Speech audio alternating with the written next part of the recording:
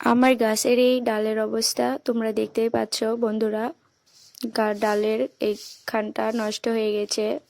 এখানে আমি কেটে দিয়েছিলাম, ফাঙ্গাসে আক্রমণ করেছিল সেই জন্য। তো এই ডাল আমি রাখবো না, এই যেখানে নষ্ট হয়েছে সেখান থেকে আমি ডালগুলো কেটে ফেলবো। তো এই ডালটা আমি নষ্ট না করে অন্য জায়গায় লাগিয়ে দেব। এই ডালে আমার ড্রাগনও ধরেছিল, আমি এজন্য রেখে দিয়েছিলাম পরবর্তীতে ফল পাওয়ার জন্য। কিন্তু আমার এই ডালটা এখানে রাখলে সমস্যা, হলুদ হয়ে যাচ্ছে। তোমরা হয়তো দেখতে পাচ্ছ হলুদ বর্ণ আকার ধারণ করেছে।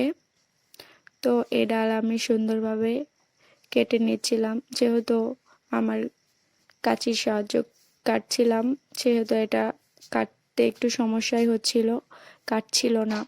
তো আমি হাত দিয়ে ভেঙে দিলাম। হাত দিয়ে কাটার পরেও যেন কাটছিল না, কারণ ডালগুলো অনেক শক্ত ছিল। তো এই ডালটা আমি এজন্যই কাটছি যে গাছ যেন পুরোটা নষ্ট হয়ে না যায়। এই সাইডটাও কিন্তু ভালোই আছে, এই দিকে এই পাশে আগার দিকে। তো এটা আমি ঘুরিয়ে ঘুরিয়ে কিংবা ইয়ে করে কেটে নিলাম। যাই হোক, অবশেষে কাটতে পারলাম।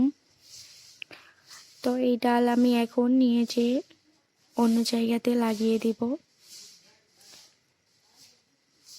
এই ছোট বালতিতে আমি লাগিয়ে দিব, এটা সুন্দরভাবে বেলকনির সামনে ঝুলিয়ে দিব। তো দেখা যাক কতদিন পরে এটার ডাল গজায় বা শিকড় গজায়।